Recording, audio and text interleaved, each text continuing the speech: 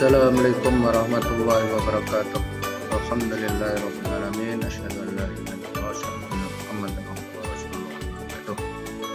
Kita panjatkan puji syukur kepada Allah Subhanahu wa taala atas nikmat yang diberikan kepada kita.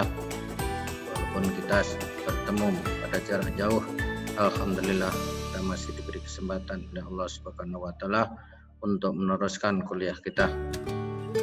Pertama, saya mohon maaf yang sebesar-besarnya baru kali ini bisa mengadakan kuliah walaupun jarak jauh. Sebelumnya diisi oleh Pak Dr. Nugraha. Terima kasih kepada Pak Dr. Nugraha yang telah mengisi kuliah 1, 2, dan 3 itu 3 minggu berturut-turut. Insya Allah akan kita teruskan kuliah kita ini dan mudah-mudahan saya bisa mengisi sampai selesai. Yang kedua, yaitu isi daripada kuliah ini semata-mata yaitu dalam rangka pendidikan, ya, tidak ada komersialnya. Jadi bahan kuliah ini adalah tidak disalahgunakan. Dan mohon kalau ada gambar ataupun video yang kami unggah di kuliah ini, bagi yang memilikinya kami mohon izin penggunaannya. Insya Allah kita akan teruskan kuliah kali ini dengan topik yaitu karakteristik daripada ikan dan bagaimana nanti setelah mengetahui karakteristiknya implementasinya di industri pengolahan ikan. Ini karena keterbatasan jumlah yang bisa kita kirimkan sekali dalam besarnya memori, maka kita bagi menjadi 2, ada yang bagian 1 dan akan ada bagian 2, nanti mohon dua-duanya diunggah.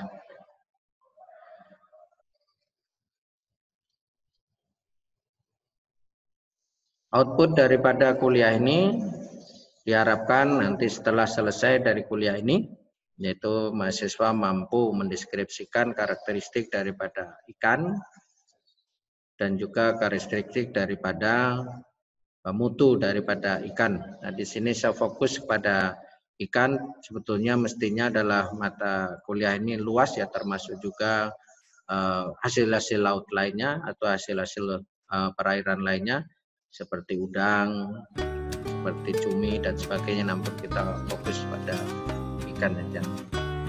Yang kedua, mahasiswa mampu mendeskripsikan yaitu teknologi dan parameter proses, yaitu di akhir proses sebagai implementasi daripada setelah mengenal daripada karakteristik dan mutu daripada ikan. Baik, itu adalah mendeskripsikan ya, karakteristik psikokimia nutrisi daripada ikan, termasuk juga mikrobiologinya. Mendeskripsikan mutu daripada ikan, baik fisik, kimia, mikrobiologi maupun sensore.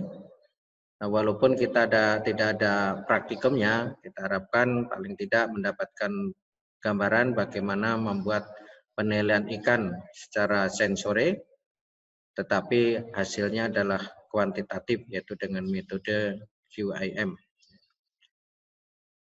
Dan terakhir yaitu mampu mendeskripsikan bagaimana penanganan ikan dan pengolahan ikan yang tepat.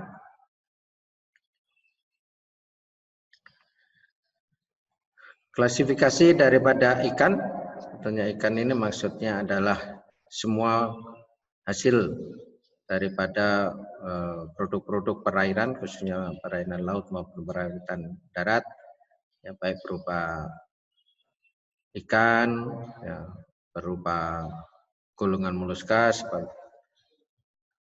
maupun krustasea, ya, seperti lobster, udang, crab, dan sebagainya. Namun sekali lagi karena keterbatasan waktu, maka kuliah ini dibatasi khususnya yaitu pada karakteristik daripada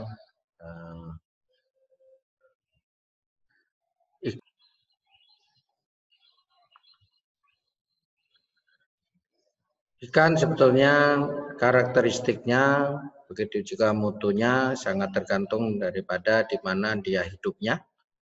Paling tidak bisa kita golongkan ada ikan air tawar, ya, ada ikan laut, ya. Begitu juga ikan laut ini nanti masih dibedakan lagi, ada ikan pelagik, yaitu ikan yang banyak bergerak, di mana dia bergerak selalu mengikuti katakanlah arah daripada atau sumber daripada makanannya. Dan juga ada ikan yang diam, yang disebut dengan ikan demersal. Ya, dia menunggu mangsanya datang, ya, dan berdiam, misalnya ikan pipih dan sebagainya. Kenapa hal ini perlu kita kenal? Karena sebetulnya adalah tiap-tiap jenis ikan itu adalah mempunyai karakter yang berbeda-beda. Walaupun secara umum sifat fisik, psikokimia, nutrisi, dan juga sebagainya adalah hampir mirip, ya. Sehingga kita nanti dalam kuliah ini berbicara ikan secara umum, tidak detail satu persatu. Sebagai contoh misalnya kalau ikan air tawar, ini adalah ikan yang cenderung lunak dagingnya, sehingga jarang sekali atau bahkan mungkin belum ada di dalam proses pengalengan ikan, karena kalau dalam sterilisasi dengan ritot tekanan tinggi dagingnya akan hancur. Nah, begitu juga di sini dalam ikan air laut ada pelagik dan demersal, perlu kita kenal karena ikan pelagik ini banyak bergerak, jadi di dalam dagingnya banyak menyimpan cadangan energi, terutama itu dalam bentuk lemak, sehingga kadar lemaknya juga lebih tinggi dan juga kekuatan ototnya lebih kenyal atau lebih keras, ya, sehingga dagingnya juga lebih lihat dibandingkan dengan ikan demersal, yaitu yang cenderung diam, sehingga dagingnya juga cenderung lemak. Di sini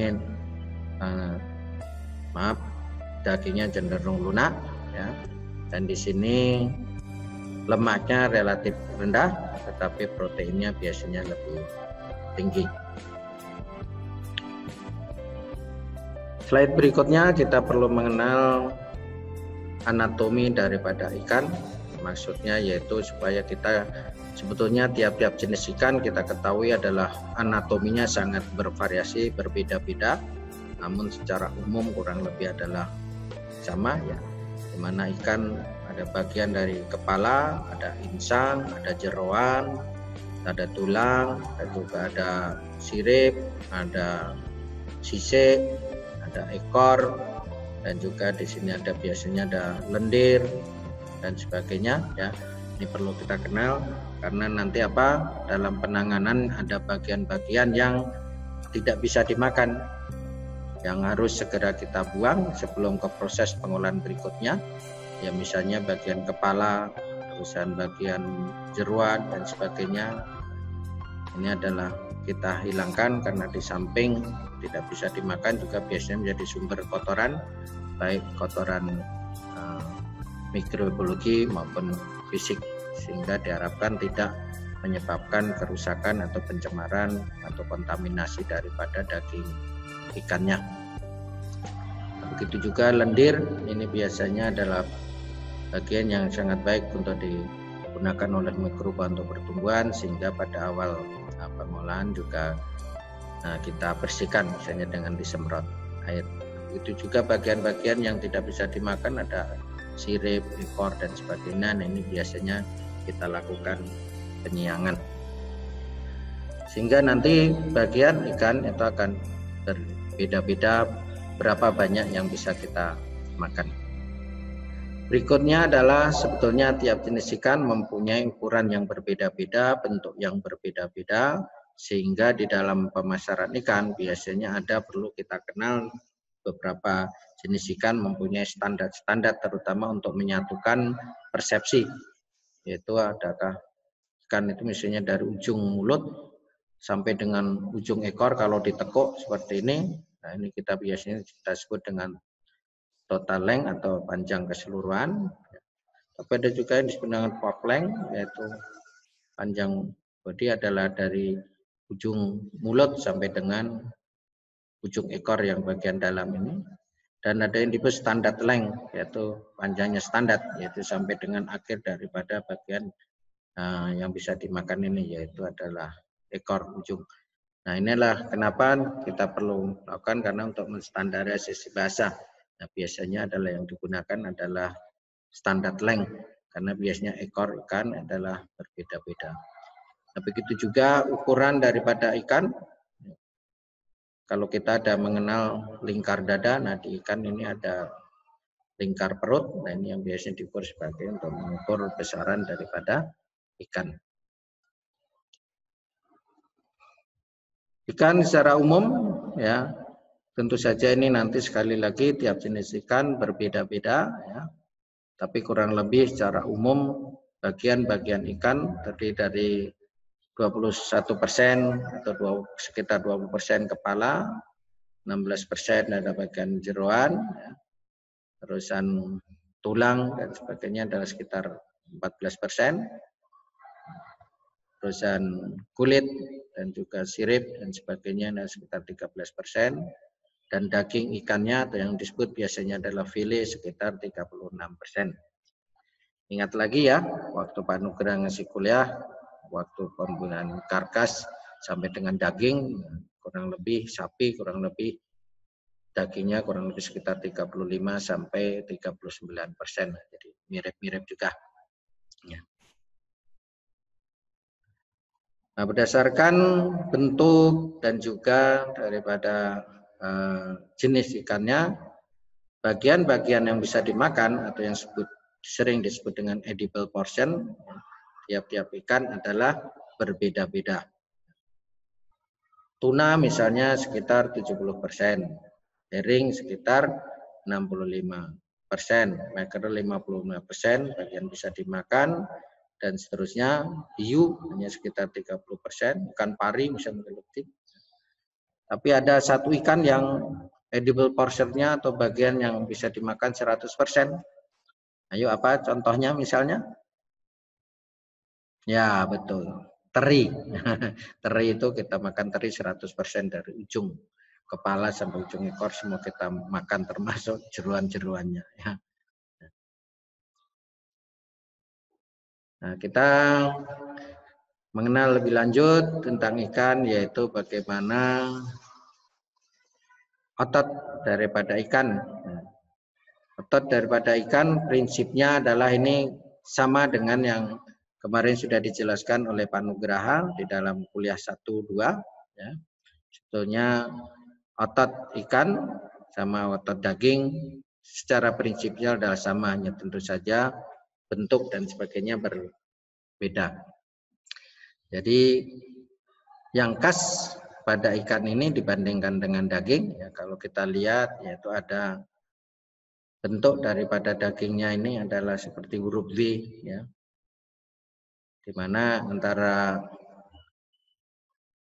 bagian daging dengan bagian lain juga sama, nanti diikat oleh kolagen atau yang disebut dengan stroma, yang berfungsi sebagai penyatu atau semen ataupun sebagai lem, ya, antara satu otot dengan otot yang lainnya.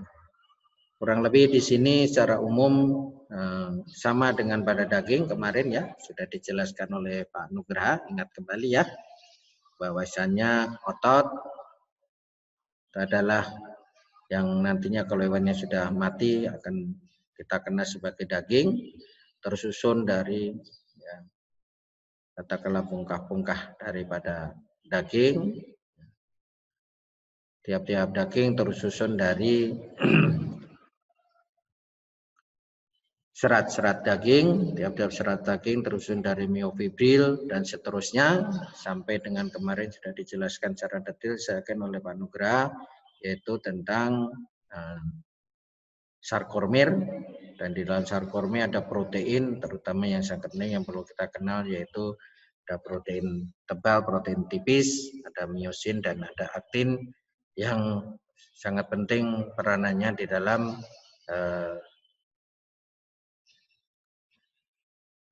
kontraksi daripada otot. Karena ini kurang lebih sama dengan daging, jadi tidak kita bahas secara detail, ya, diingat-ingat kembali kemarin yang tentang daging. Namun saya akan mengingatkan kembali ya, untuk merefresh ingatan kembali pada kuliah 1 dan 2 yang disampaikan oleh Pak Nugraha, ya, bahwasannya satuan terkecil daripada otot adalah ada sarkomer. Dalam sarkomer ini ada bagian yang sangat penting yang perlu kita kenal, yaitu ada filamen tipis dan ada filamen tebal. Filamen tipis paling tidak ada satu protein yang perlu kita kenal, yaitu adalah aktin, ya. Dan dalam filamen tebal ada satu protein yang paling harus kita kenal, yaitu adalah miosin. Di mana aktin dan miosin ini kalau saling, ini misalnya ini aktin berkontraksi, nah inilah membentuk kontraksi ikatan yang kuat. Sebaliknya kalau saling longgar, maka itulah yang disebut dengan relaksasi. Nah, kontraksi dan relaksasi ini juga terjadi bukan hanya dalam keadaan hidup, keadaan mati pun tetap terjadi. Jadi aktin dan miosin melonggar ataupun mengkerut, kalau ini bersatu, ini kontraksi, kalau longgar seperti ini berarti relaksasi. Nah, kalau relaksasi atau melonggar bisa kita lihat ya, di sini ada ruang-ruang, ada rongga. Nah, rongga inilah yang bisa diisi dengan air ataupun cairan lainnya. Dan inilah yang nanti konsep utama yang perlu kita kenal sekali lagi, yaitu tentang water holding capacity, yaitu kemampuan daging untuk mengikat air sangat tergantung dari kemampuan protein untuk mengikat air, sangat tergantung dari kemampuan sarkomer untuk mengikat air. Semakin longgar atau semakin jauh jarak antara filamen tipis dan filamen tebal, maka berarti semakin banyak air, berarti kemampuan mengikat air lebih banyak, disebut water holding capacity-nya tinggi. Apa konsekuensinya? Konsekuensinya berarti daging itu akan menjadi lebih juicy. Yang kedua lebih empuk. Ya. Yang ketiga juga rendemennya waktu dimasak akan lebih banyak. Nah, yang perlu kita pahami kondisi ini kalau hewan udah mati sangat tergantung daripada pH-nya. Nah, pH sangat tergantung daripada terutama kondisi hewan tersebut menjelang kematian. Misalnya kalau ikan ya berarti bagaimana penangkapannya. Intinya kalau semakin banyak stres ya berarti semakin banyak kontraksi, semakin banyak berontak, yang nantinya dalam keadaan hewan sudah mati, tetap nanti kontraksi ototnya akan kuat sehingga water holding kapasitinya rendah. Sehingga ini yang menyebabkan tiap-tiap jenis ikan nanti mempunyai water holding capacity yang berbeda-beda. Sehingga implementasinya, salah satu contohnya kenapa dalam pengalengan ikan itu selalu dilakukan preheating dulu sebelum dikalengkan. Maksudnya apa? Agar bobot netonya sudah standar, jadi airnya sudah dikeluarkan dulu, sehingga nanti kita tidak akan mendapatkan klaim, karena water holding capacity tergantung dari kehilangan waktu masak, bisa sampai 30%, antara 10% sampai 30%. Nah, kalau kita mengalengkan di label kita klaim misalnya 300 gram neto, nah, kita masukkan ikan mentah 300 gram, ternyata cooking loss-nya sampai 33%, sepertiganya. Nah, berarti nanti akan keluar ketika kita masak, sehingga berat netonya hanya tinggal 200. Nah, kita akan dapat klaim disangka menipu. Di samping itu, berarti medium pengalengannya akan menjadi cair.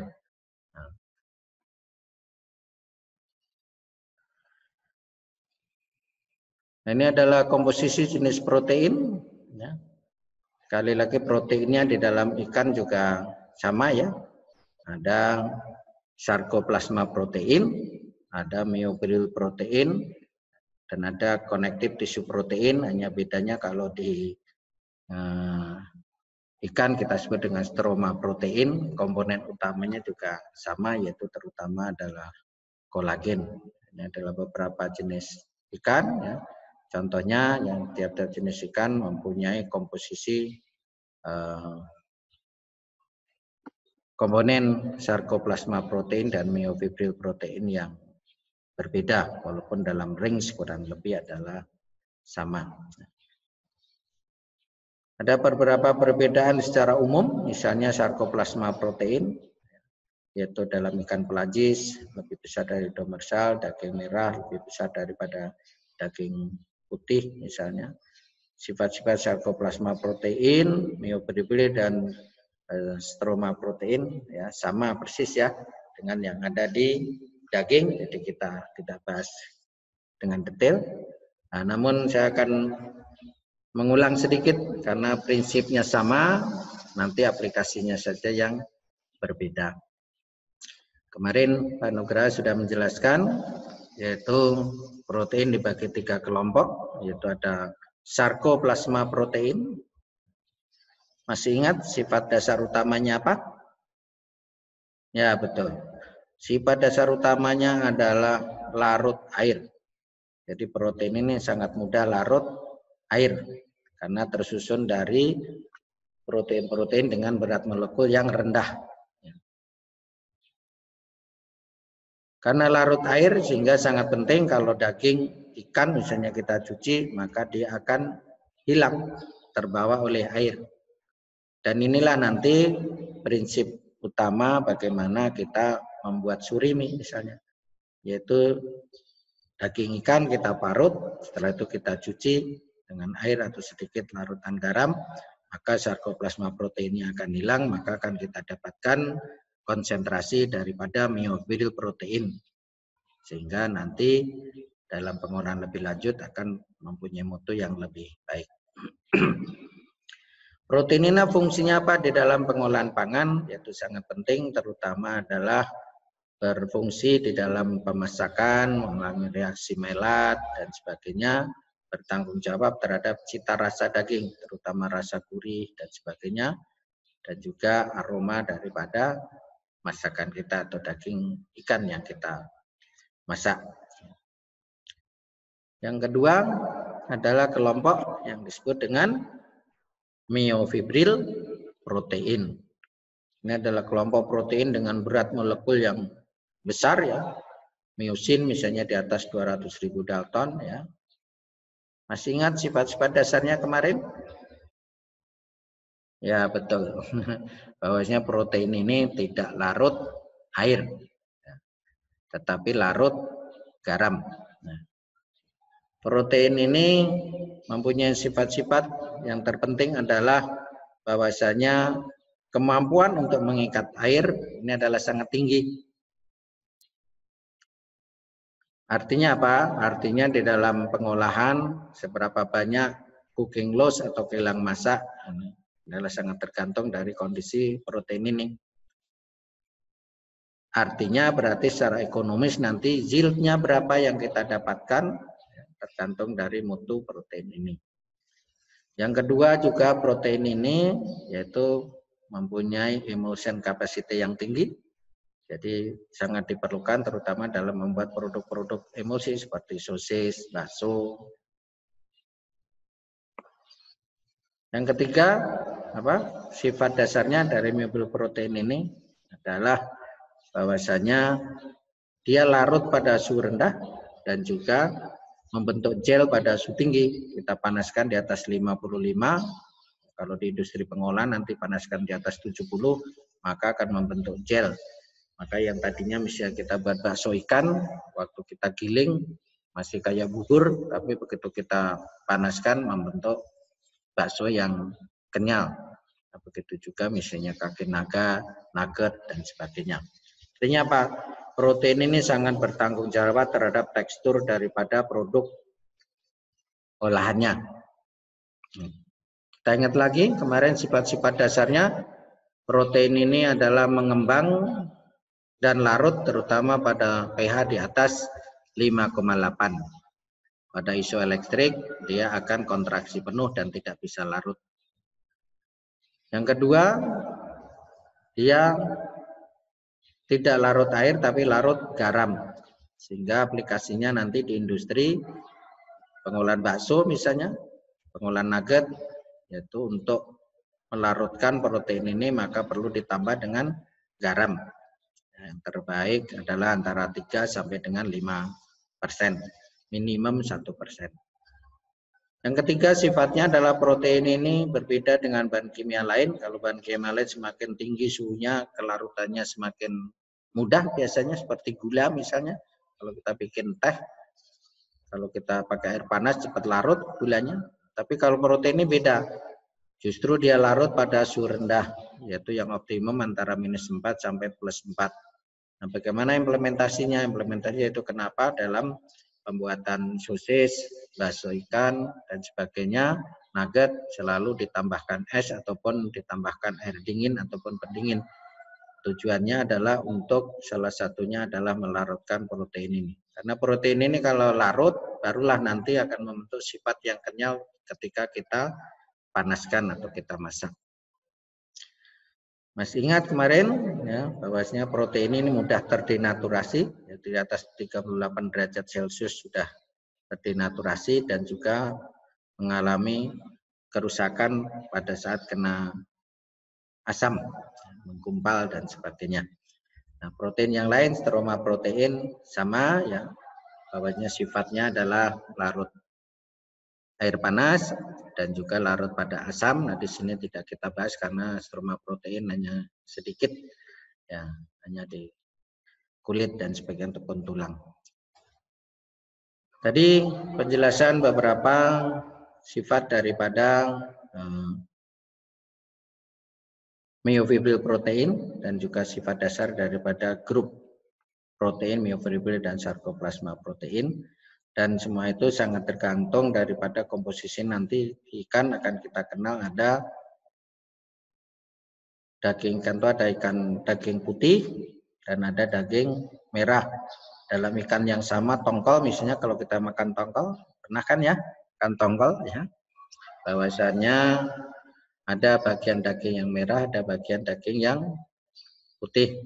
Nah, bentuk daripada daging merah, daging putih sangat berbeda-beda satu jenis ikan dengan jenis yang lain dan juga sangat tergantung daripada komposisinya juga akan berbeda. Nah, ini adalah contoh-contoh bentuk ikan ya. Dan bagaimana penyebaran daging merah dan daging putihnya. Ini adalah daging putih, yang ini memakai daging merah.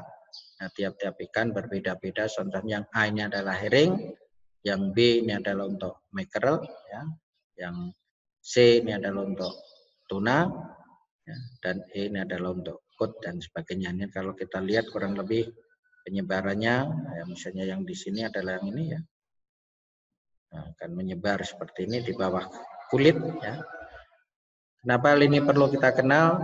Karena sekali lagi terutama untuk ikan yang pelagik yang banyak bergerak misalnya, maka semakin banyak juga daging merahnya, yaitu sebagai penyimpanan energi yaitu dalam bentuk lemak. Nah, lemak ini seperti kita ketahui sangat mudah mengalami kerusakan, yaitu dengan oksidasi menjadi tengih, dengan hidrolisa juga akan menjadi rusak. Nah, sehingga di dalam pengolahan implementasinya nanti adalah bagaimana kalau misalnya kita mau mengalengkan ikan tuna misalnya, nah biasanya adalah daging merahnya ini dipisahkan dulu dengan daging putihnya, yang dikalengkan hanya yang daging putih. Nah, nanti yang daging merah diolah menjadi produk lain, misalnya menjadi pakan dan sebagainya. Nah, pada umumnya daging merah ini sekali lagi dimiliki oleh ikan-ikan yang banyak bergerak. Kita masuk ke subtopik berikutnya, yaitu komposisi ikan. Ikan secara umum yang komponen terbesarnya adalah air, 60 sampai 84% adalah air. Berikutnya protein, rata-rata kurang lebih 22% adalah protein. Jadi ikan sering kita sebut sebagai sumber protein. Lemak, ya, nanti tergantung daripada jenis ikannya, ini variasinya sebetulnya cukup tinggi. Ya. Karbohidrat sama dengan di hewan, ya, dalam bentuk glikogen, itu biasanya sekitar 0,5 sampai dengan 1%, dan juga ada vitamin dan mineral. Sekali lagi, tiap-tiap jenis ikan mempunyai kandungan terutama protein dan lemaknya berbeda-beda. Jadi di sini biasanya berdasarkan kandungan lemaknya sering juga dikategorikan atau dikelompokkan ikan menjadi ada yang lemak tinggi kalau di atas 10%, ya. Sedang sekitar 2,5%, kalau lemak rendah yaitu kalau di bawah 0,5%. Gitu juga komposisi ini sangat tergantung antara dalam satu jenis ikan yang sama, apakah daging merah atau daging putih. Nah, sekali lagi kalau merah ini intinya adalah biasanya untuk cadangan energi, yaitu untuk menyimpan lemak. Maka di sini kalau kita lihat daging merah itu adalah lemaknya lebih tinggi, misalnya rata-rata sekitar 12,5%. Sedangkan kalau daging putih lemaknya sedikit lebih rendah. Dan sekali lagi variasi komposisi ini sangat tergantung dari jenis-jenis ikan, tidak semuanya sama, tapi ini adalah hanya secara general. Nah, ini komposisi kimia ikan lainnya, ya. Bisa kita lihat beberapa jenis ikan, ya. Dan daging merah dan daging putihnya pada masing-masing, dan di sini adalah komposisinya. Jadi mohon dicermati lebih lanjut karena keterbatasan waktu, jadi ini kita singkat saja ya. Komponen lain dari ikan, antara lain ikan yang sangat terkenal yaitu sebagai sumber omega 3, sumber omega 6 dan sebagainya, ya. Jadi lemak baik, ya. Misalnya pada bandeng sampai dengan 13% dari total lemaknya, layang 43% dari total lemaknya, lemuru 25%. Nah, ini biasanya digunakan sebagai byproduct dalam pengolahan ikan. Yang kedua ada kondroitin yang akhir-akhir ini banyak diekstrak dari ikan, yaitu kondroitin terutama dikembangkan yaitu untuk bagaimana obat tulang, obat mata, maupun sekarang banyak disuplementasikan ke produk-produk tertentu karena bisa diklaim sebagai meningkatkan kecerdasan anak misalnya. Kitosan terutama pada krustasea dan sebagainya ini banyak digunakan sebagai pengawet dan absorber. Stroma protein yang kaya dengan kolagen di ikan biasanya nanti digunakan sebagai lem ataupun sebagai gelatin. Gelatin ikan di dunia ini kurang lebih pasarannya sekitar 1%. Dan juga komponen-komponen fiber ataupun enzim tertentu dihasilkan dari ikan. Baik, kita masuk ke subtopik berikutnya, rigor mortis dan perubahan mutu pada ikan. Kurang lebih sebetulnya mestinya tidak perlu kita bahas lebih detail lagi karena sekali lagi proses rigor mortis pada ikan sama persis dengan pada hewan. Yang kemarin sudah dibahas oleh Pak Nugraha, jadi hanya secara singkat yaitu kita bahas yang spesifik pada ikan. Ya. Nah, kalau kemarin pada daging pre-rigor, rigor mortis post rigor juga ada ciri masing-masing. Nah di sini di ikan juga sama. Kalau ikan dalam keadaan pre-rigor biasanya pelepasan lendirnya artinya licin, ikannya menjadi sangat licin, ikannya lemas, ya, tidak kaku, kenyal dan elastis. Jadi kalau dagingnya kita tekan dengan jari, maka dia akan kembali. Baunya masih segar sesuai dengan lingkungannya, ikan laut, ikan darat, atau ikan air tawar. Terus sisiknya menempel kuat dan licin. Nah ini perlu kita kenal. Apa? Karena nanti sifat-sifat lemasnya kurang lebih hampir sama dengan di post rigor, ya. Tetapi yang membedakan adalah di sini lendirnya sudah hilang, sudah kesat, tidak licin lagi. Dagingnya sudah lembek, artinya apa? Kalau kita tekan dengan jari, maka tidak mudah kembali, jadi tetap cekung. Baunya sudah mulai anyir atau amis, karena sudah terbentuk komponen yang menyebabkan bau amis, antara lain yaitu trimetilamin atau TMA. Dan sisiknya sudah mudah lepas. Jadi nanti kadang-kadang cirinya hampir sama dengan pre-rigor, sangat-sangat lemas, tetapi ada ciri-ciri yang khas yang sangat jauh berbeda. Sedangkan rigor mortis yaitu ikan dalam keadaan mati yang kaku. Ya. Di sini ciri utamanya adalah di sini yaitu badannya jadi kaku, ya. Jadi lurus, ya. Baunya hampar, sisiknya mulai rontok. Sekali lagi proses metabolisme dari pre-rigor, rigor mortis, post-rigor mirip atau sama dengan daging, jadi tidak perlu kita bahas secara detail lagi. Ya, intinya adalah terjadi proses metabolisme anaerob, yaitu dari glikogen dipecah menjadi gula, gula dipecah menjadi asam laktat yang menyebabkan pH-nya akan turun. pH turun menyebabkan sebagian stroma proteinnya larut sehingga dagingnya akan mulai lunak dan juga menyebabkan antar otot daging menjadi terlepas atau ada gap. Rigor mortis pada ikan sehingga ini persis mirip dengan pada daging. Jadi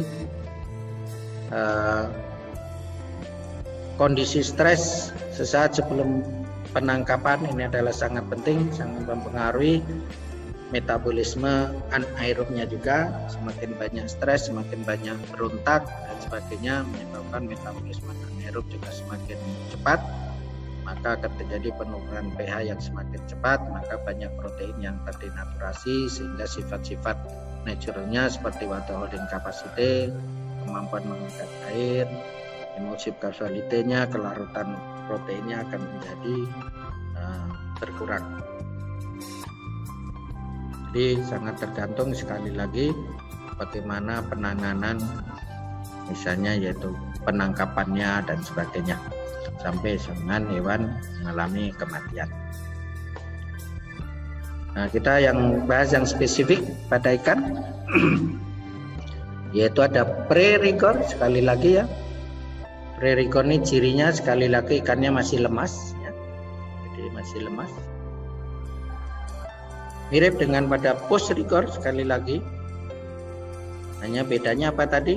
Yang perlu kita kenal mana ini, apakah ini udah post-rigor atau masih pre-rigor. Nah, terutama yaitu kalau tadi lendirnya masih banyak, maka adalah masih pre-rigor. Nah, ini adalah yang rigor mortis. Nah, ini contoh gambar yang lebih jelas untuk memperjelas ya. Kalau pre-rigor ini masih lemas ya, masih banyak lendirnya, kalau toh punya sisik, sisiknya masih melekat kuat, baunya masih bau segar. Tapi kalau post rigor mungkin sama ya, hanya di sini sisiknya mulai lepas, lendirnya sudah mulai tidak ada atau mulai kesat, dan juga baunya sudah mulai amis atau anyir. Tapi kalau rigor mortis, nah ini kaku. Nah, dalam pengetahuan bahan ikan atau karakteristik bahan ikan, kita perlu mengenal bagaimana mengukur derajat rigor mortis. Nah, ini biasanya yang khas pada ikan. Dilakukan pengukuran indeks rigor atau derajat atau persentase rigor mortis. Ini contoh ikan yang rigor, kaku, ya ditaruh di atas meja, kaku, ya. Ini adalah ikan yang pre-rigor, yang masih segar. Kita lihat kenapa masih pre-rigor, karena di sini kelihatan masih mengkilat, masih kelihatan licin, adalah pre-rigor. Nah, di sini nanti derajat pre-rigor akan kita ukur sebagai berikut. Kalau seperti ini berarti ini sudah 100% rigor mortis. Ini sangat kaku. Nah, bagaimana mengukur rigor index atau derajat rigor? Derajat rigor bisa kita ukur, yaitu seperti tadi, bagaimana ikan separuh badannya diletakkan di meja. Nah, maka kalau masih segar, dia akan melengkung, lemes. Nah, kita ukur jarak antara meja kita letakkan sampai dengan ujung ekor, ukurnya tapi ekor yang standar ya, yang di sini, ya, ukuran standar tadi. Ini jaraknya berapa? kita sebut D0. Nah, D0 ini biasanya kita ukur, kita betul-betul menangkap ikan yang baru ditangkap dan sebagainya, kita ukur dan digunakan nanti di industri sebagai standar awal rata-rata. Kita mengukur 5 atau 10, nah nanti akan kita dapatkan rata-rata dari D0-nya. Ya bisa milimeter atau bisa sentimeter, tentu saja tergantung dari besar kecilnya ikan. Nah, nanti ikan yang kita terima di industri, ikan yang datang, kan mungkin sudah dalam posisi record berapa, kita ingin tahu, nah barulah kita ukur. Sama, yaitu ikan separuh badannya kita letakkan di meja, separuh badannya kita biarkan menjulai. Nah, di sini kita ukur jarak D-nya berapa. Maka derajat rigor mortis ini adalah dari rata-rata tadi D0 dikurangi dengan D yang kita ukur waktu ikan datang, kita bagi dengan D0 kali 100%, itu adalah persen rigor mortis. Jadi misalnya, contohnya kalau pas kita mengukur D0-nya dulu, ikan segar dari 10 ikan atau 20 ikan, rata-rata misalnya kita dapatkan D0-nya 10 cm misalnya. Nah, begitu kita kedatangan ikan, dipasok dari penelayan, kita ukur nilai D-nya, ternyata nilai D-nya adalah 2 cm misalnya.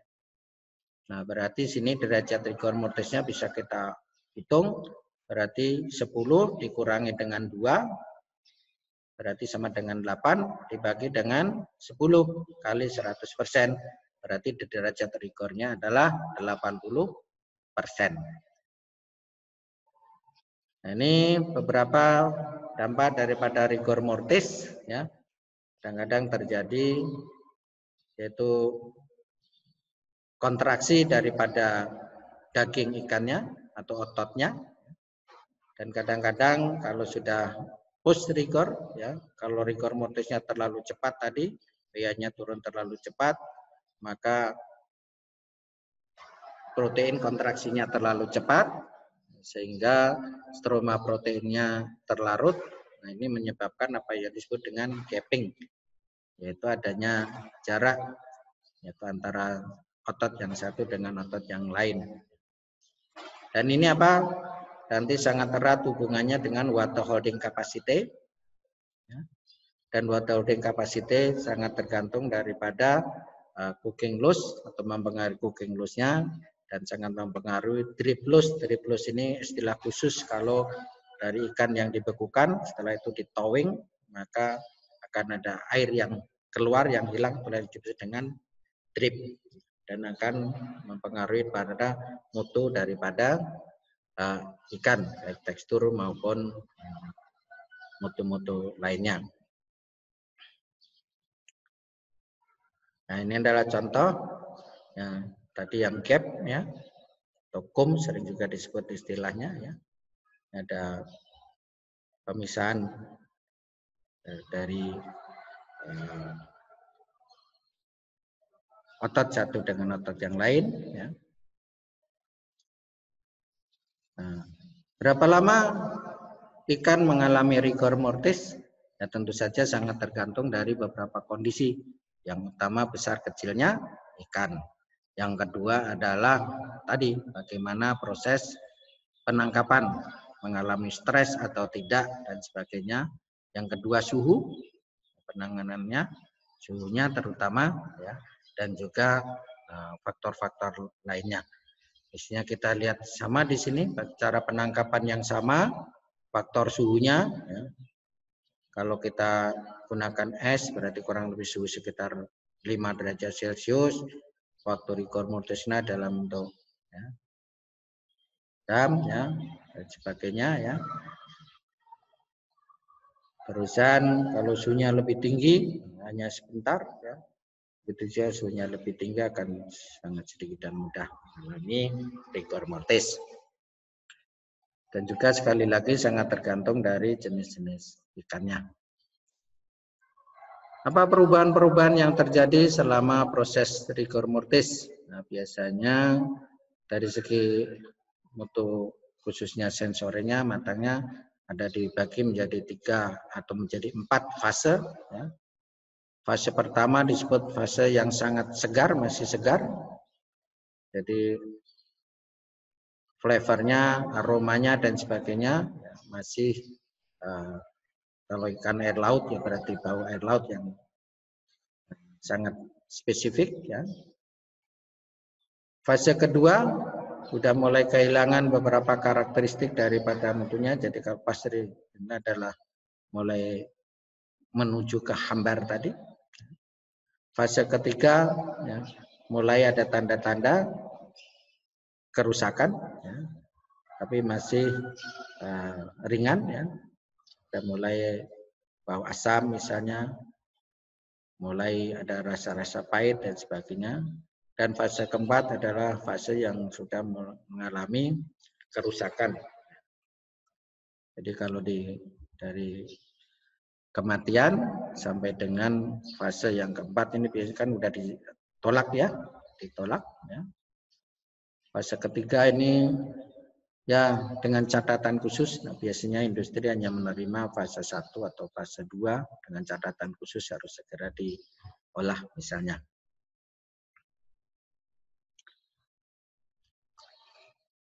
Berikutnya perubahan bakteri, ya. Bakteri pada ikan terutama ada pada selaput lendir, ya. Kurang lebih sampai 10 pangkat 2 sampai 10 pangkat 7 tergantung daripada kontaminan di sekitarnya. Pada kulit, pada usus, ya. Dan juga pada insang. Dan inilah sumber-sumber bakteri dan kenapa kalau dalam penyiangan ikan, ini adalah bagian-bagian ini biasanya segera dibuang. Lendir biasanya sebagai nutrisi yang baik untuk pertumbuhan mikroba, sehingga kalau baru penangkapan, biasanya ikan langsung disemprot. Maksudnya adalah menghilangkan lendirnya, di samping menghilangkan fisik. Itu juga kepala, usus, dan sebagainya segera dihilangkan. Salah satu tujuannya adalah untuk meminimalisir daripada kontaminan awal daripada mikroba. Karena mikroba inilah yang nanti akan menyebabkan yaitu kerusakan daripada ikan. Kerusakan lainnya kalau dalam penyimpanan khususnya mungkin bisa terjadi oksidasi ataupun hidrolisa yang menyebabkan terjadinya kerusakan lemak. Ya. Kalau oksidasi ya akan terbentuk aldehid, keton dan sebagainya yang menyebabkan bau tengik. Ya. Kayak minyak kelapa misalnya kita simpan, nah itu biasanya lama-lama akan menjadi tengik karena teroksidasi. Bisa juga terhidrolisa, artinya adanya air menyebabkan hidrolisa dan juga adanya enzim, baik enzim dari ikan maupun dari bakteri yang diproduksi oleh bakteri akan menyebabkan terbentuknya asam. Ya. Akan terbentuknya asam lemak dan ini menyebabkan biasanya ada bau-bau seperti atau rasa-rasa seperti sabun. Nah, demikianlah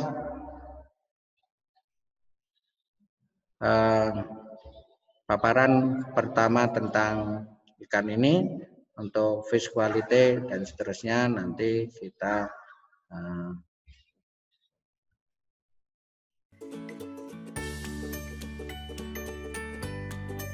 teruskan dengan pada sesi kedua.